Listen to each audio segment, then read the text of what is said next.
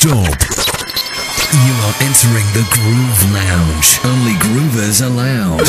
Are you going to feel my groove? Enter.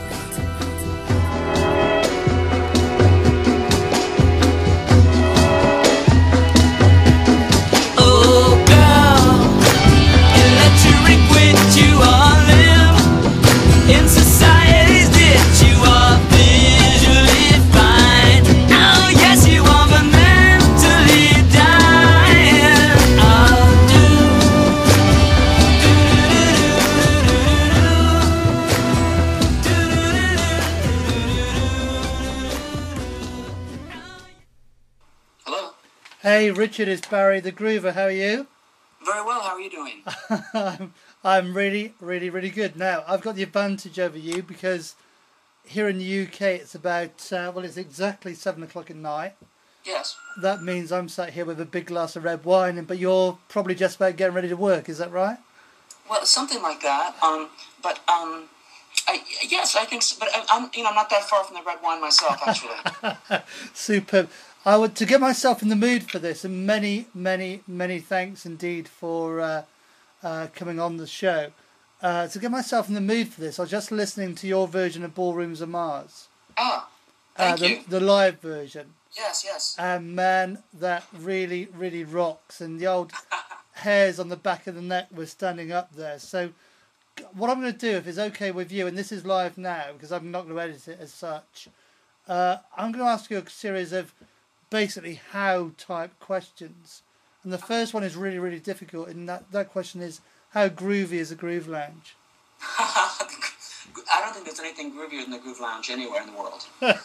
Fantastic. Can't thank you enough for that genuine answer. It's absolutely true though. Fantastic. For the listeners who might not know of Richard Barone, I mean most of them will absolutely know who Richard Barone is, but how would you describe yourself, and maybe more currently, how would you describe yourself?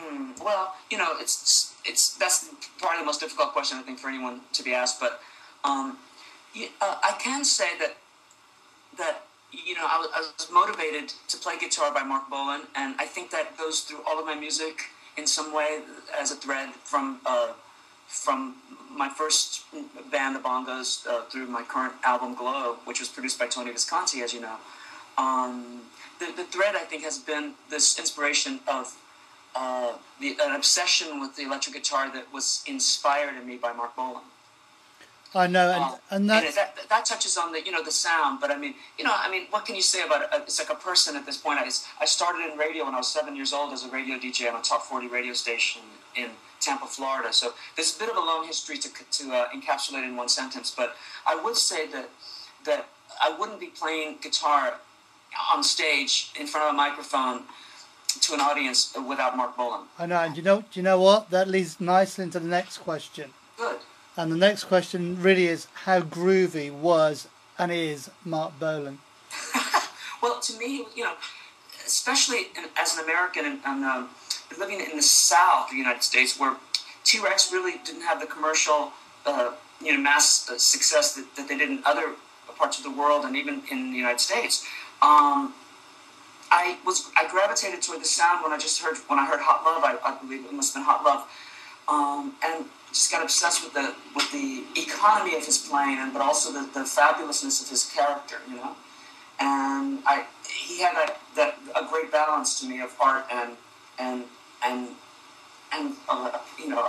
image that was unparalleled.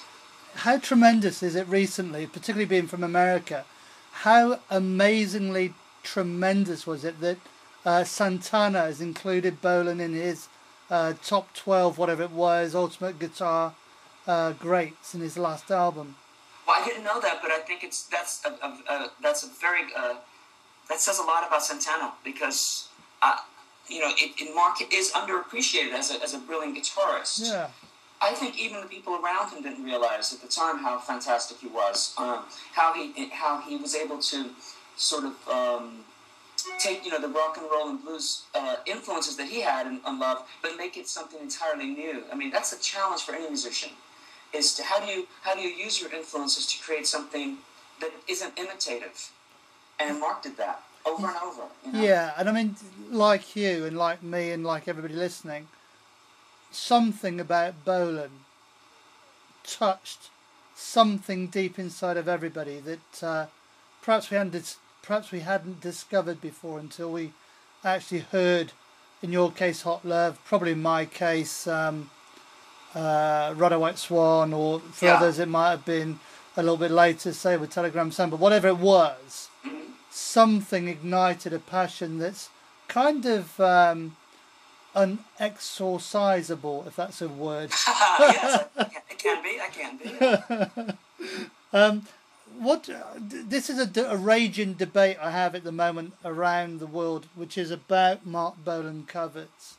Now, to me, people who cover Bolan are basically disciples of Bolan. True.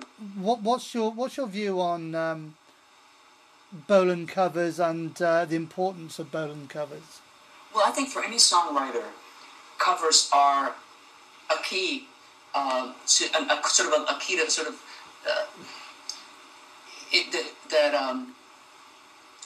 emphasizes, I guess is the right word,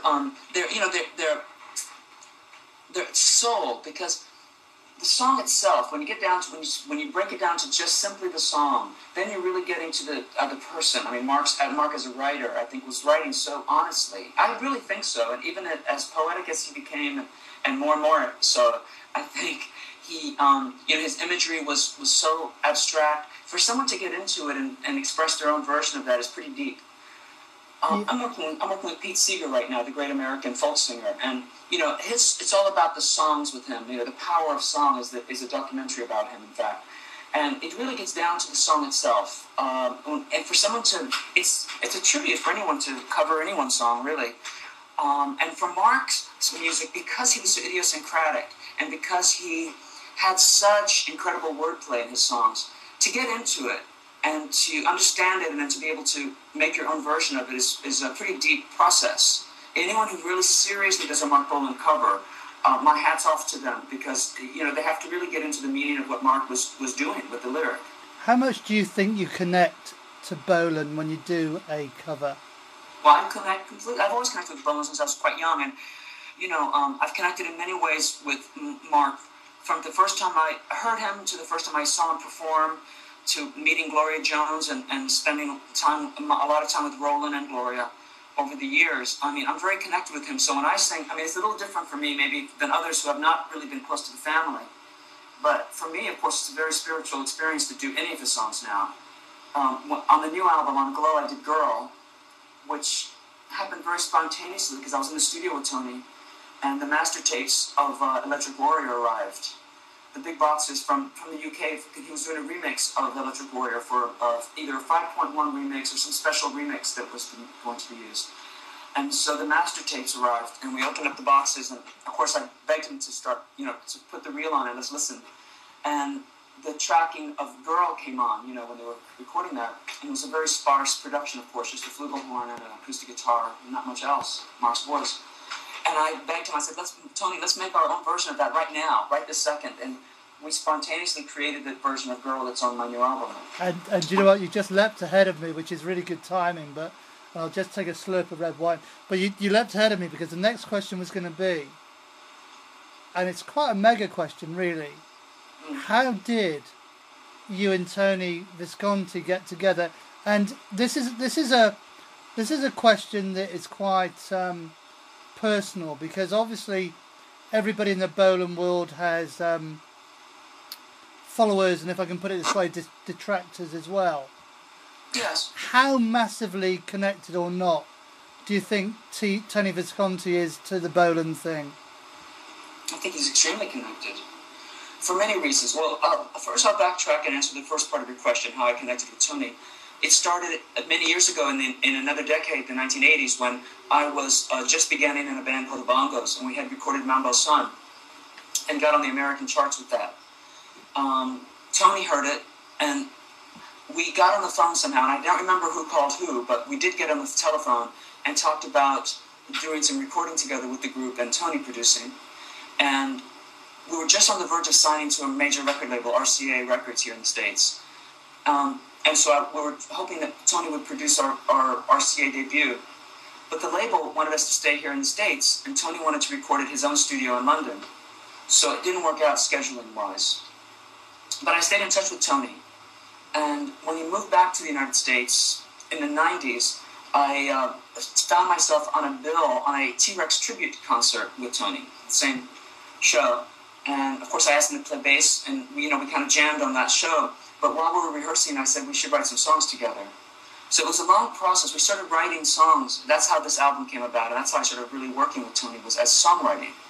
Because he originally was a songwriter before he moved to England.